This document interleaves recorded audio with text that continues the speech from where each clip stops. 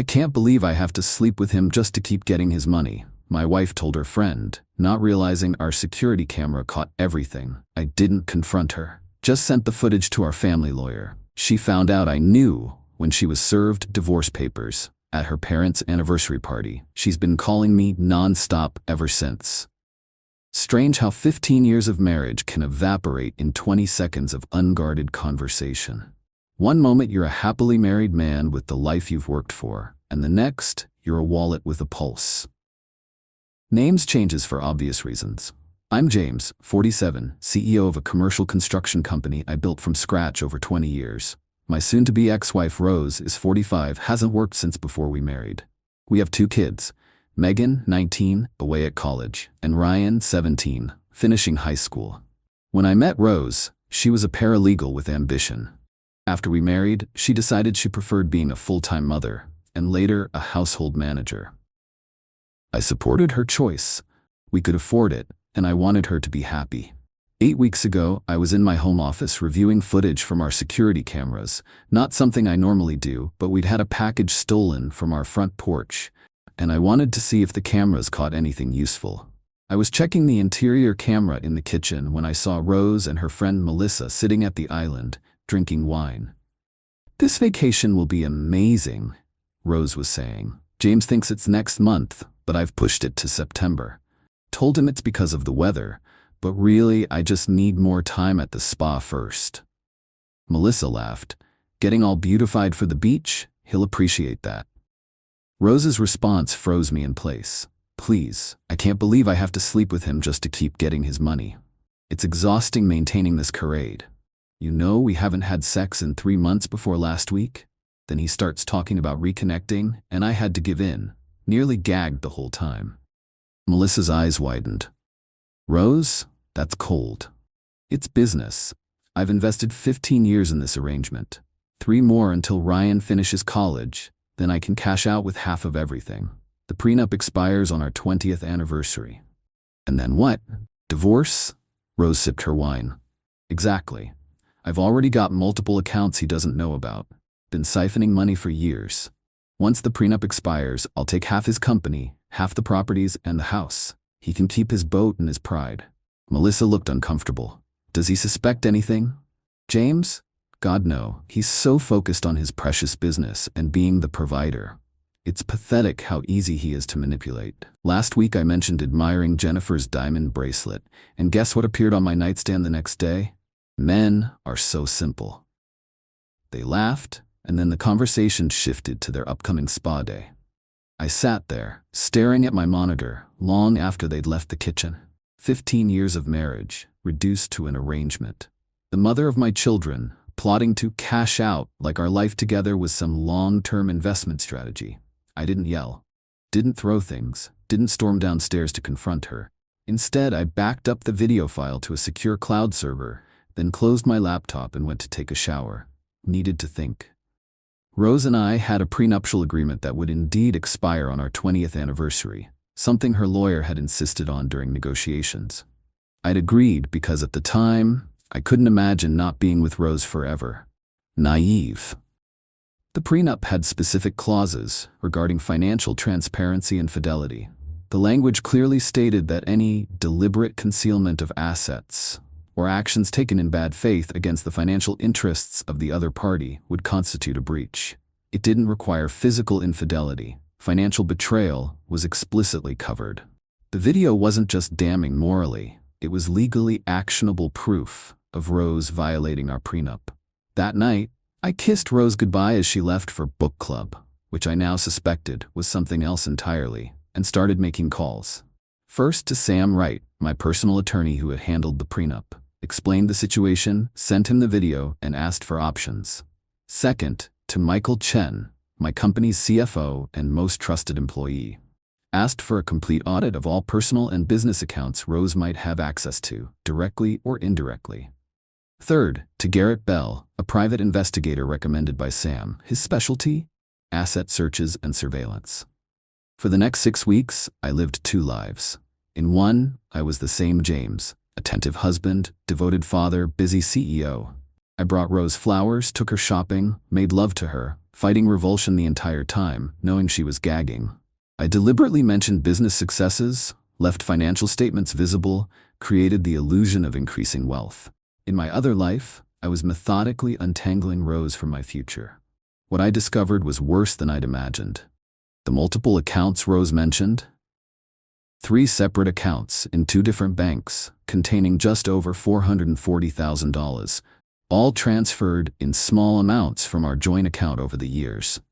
Money that had been taxed once as business income, that I'd then given to Rose for household expenses.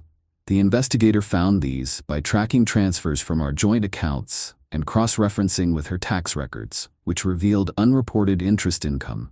Her book club was indeed a cover, not for an affair, but for consultations with a divorce attorney, Karen Elliott, known for aggressive tactics against high-net-worth husbands. Rose had been meeting with her monthly for over a year. Most disturbing, we discovered Rose had installed spyware on my home office computer and placed a recording device in my desk drawer, capturing my private conversations with business partners about company valuation and upcoming deals. In our state, recording conversations without consent of all parties is illegal. We found the software during a security audit of my systems and the physical device during a sweep of my office, conducted discreetly while Rose was at her spa day. Thanks to my company's success, we lived very well, but not extravagantly. Our house was worth about $1.8 million, we had investment properties producing income, and my company was valued at roughly $16 million. Rose was plotting to take about $9 million in assets, plus ongoing support. But Rose had made critical mistakes. First, she'd discussed her plans where she could be recorded. Second, she'd hidden assets, a clear violation of financial disclosure requirements in our state and explicitly prohibited in our prenup. Third, she'd illegally recorded private business conversations without consent, a criminal violation in our jurisdiction. Working with Sam, I developed a strategy. We would wait, document everything, and strike when she least expected it. I made sure Rose believed her plan was working perfectly. Even suggested we should celebrate our 15th anniversary in style, perhaps at her parents' upcoming 40th anniversary celebration. She loved the idea.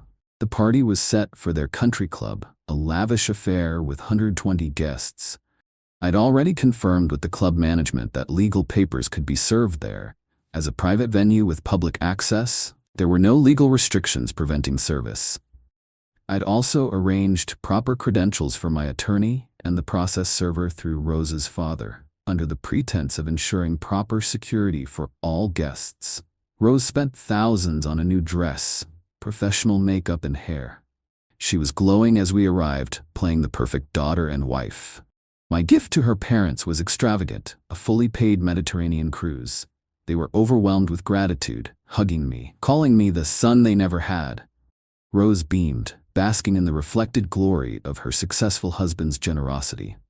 At precisely 8:30 p.m., as dinner was being served, Karen Nelson, not Rose's lawyer but mine, entered the private dining room accompanied by a process server. They paused at the entrance, scanning the room. I excused myself to use the restroom, but instead met them at the door. "She's in the blue dress, center table," I said quietly, then stepped aside.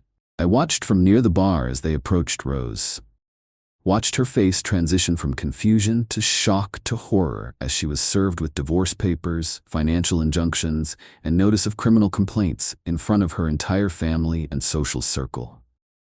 Her father, a retired judge, immediately recognized what was happening. I saw him ask for the papers, scan them, then look up at Rose with devastation in his eyes. Her mother began to cry. I didn't stay to witness the full meltdown, just nodded to Karen, retrieved my coat, and walked out. Rose's carefully crafted image, devoted wife, mother, daughter, shattered in an instant, replaced by the reality of who she truly was. My phone started ringing before I reached my car. Rose, then her father, then Rose again. I turned it off, checked into a hotel I'd already reserved, opened a bottle of scotch, and finally allowed myself to feel the grief of losing the life I thought I had. The next morning, I turned my phone back on to 47 missed calls and dozens of text messages from Rose. "James, please call me. This is a misunderstanding. You're destroying our family over nothing.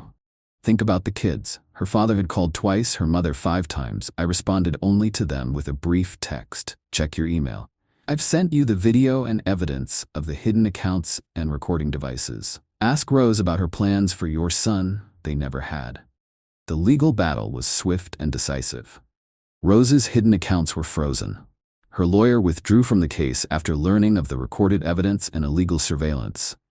The prenup's financial fidelity clause was triggered by the deliberate hiding of assets and the bad faith planning against my interests, exactly as the agreement specified. Rose tried everything: tearful apologies, angry accusations, attempts to turn the children against me. But I'd prepared for that too. The night before serving her, I'd sat down with Ryan and shown him a carefully edited version of the video that included her financial plans, but not the hurtful sexual comments. Megan flew home from college for a similar conversation. It was the hardest thing I've ever done, but they deserved to know the truth before the chaos started. Both kids sided with me, devastated by their mother's calculated betrayal. Ryan asked to live with me full-time. Megan refused to speak to Rose for weeks. The divorce was finalized in near record time. Rose received a settlement aligned with the prenup's breach provisions, about 1/8 what she would have gotten after 20 years. No alimony, reduced child support since Ryan chose to live with me, and none of my business interests. She had to sell her portion of our investment properties to pay her legal fees. The secret accounts were deemed marital assets acquired through deception and divided accordingly, with penalties assessed against her share for the concealment. She kept her car, her jewelry, and personal items. I kept the house, my company, and my self-respect. It's been 6 months since that night at the country club. Rose moved into a small condo, had to get a job at a law firm, ironically as a paralegal again. She's still calling me, though less frequently now. The last message suggested we talk about reconciliation for the sake of the family. I didn't respond. Some betrayals can't be undone. Some wounds don't heal. Finding out your 15-year marriage was nothing but a long con changes you forever. Last week, I had dinner with Ryan and Megan. My son is thriving in his senior year, already accepted to his first-choice college. My daughter is doing well in school despite everything. They've both started speaking to their mother again, cautiously. I encourage this. She's still their mother, whatever else she might be. As for me, I've sold the house, too many memories, and bought a smaller place closer to my office. I'm dating casually, nothing serious. My company is growing faster than ever, now that I'm fully focused and no longer distracted by maintaining a sham marriage. Sometimes I wonder if Rose ever really loved me, or if it was always about the money. It doesn't matter now. What matters is that I discovered the truth before year 20, before she could cash out with half my life's work. The strangest part? I'm happier now than I've been in years. There's a certain freedom in having the illusions stripped away, in no longer performing for someone who sees you as an ATM rather than a husband. When people ask if I'm bitter about what happened, I tell them the truth. Gratitude has replaced anger. I'm grateful for that stolen package that led me to check the security footage. Grateful for the 20 seconds of honesty that saved me 5 more years of lies. And on the darkest days, I remind myself, it's better to be alone than to be with someone who has to gag to be with you. Edit. Wow, this blew up overnight. Thanks for the awards and support. Since many are asking similar questions, here are some answers. 1. Yes, I was able to legally record Rose in our home. Our state has clear laws about home security systems. We had visible cameras with posted notices throughout the house, and Rose was fully aware of their presence. There is no expectation of privacy in common areas of your own home when cameras are clearly disclosed. 2. Several asked why I didn't just quietly divorce her without the public scene. The answer is simple. Rose had been crafting a public image for years. She would have controlled the narrative, painted herself as the victim, and potentially turned many against me, including possibly our children. The public revelation ensured the truth was known immediately and undeniably. 3. For those suggesting I was harsh serving her at her parents' party, this was a calculated decision. Her parents had repeatedly pressured me about setting up Rose for the future, and I strongly suspected they knew about her plans. The video I sent them confirmed this. Her mother's subsequent texts included, "We never thought you would find out," rather than shock at Rose's behavior.